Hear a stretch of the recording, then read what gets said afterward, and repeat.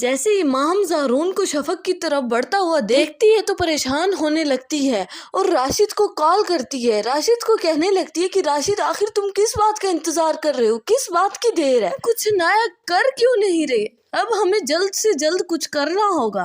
تو اس پر راشد کہنے لگتا ہے کہ ماہم تم تھوڑا سا انتظار کرو, میں نے بہت سی پلاننگ تیار کر رکھی ہے, تم دیکھو تو صحیح میں آگے کرتا کیا ہوں. تو اس پر ماہم راشد کو جواب دیتے ہوئے کہتی ہے کہ راشد تم نہیں جانتے تھوڑا سا انتظار کرنے سے ہماری کتنی بربادی ہو سکتی ہے. زارون کہیں شفق اور اپنے بچے کو گھر ہی نہ لے آئے تو یہ پریشانی کھائی جا رہی ہے.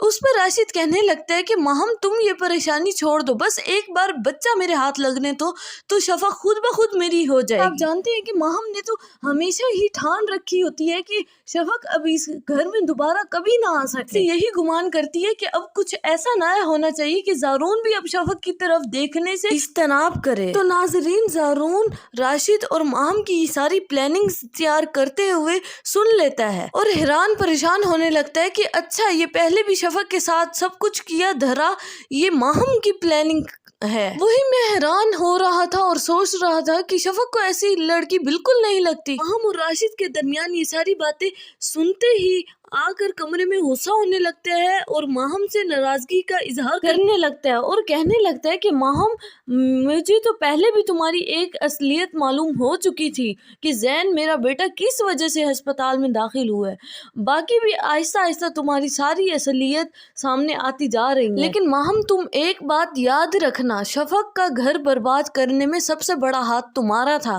لیکن تمہارا گھر برباد کرنے میں کسی کا ہاتھ نہیں ہوگا, تمہارا اپنا ہی ہاتھ ہوگا. جو حرکتیں تم کر رہی ہو اس میں کسی کا کوئی قصور نہیں ہے, یہ سب تمہارا اپنا کیا دھرا ہے. یہ سب سن کر ماہم چیخنے چلانے لگتی ہے اور معافی تلافی کرنے کی کوشش کرتی ہے, لیکن ماہم کا یہ سب رونا دھونا عارضی ہوتا ہے.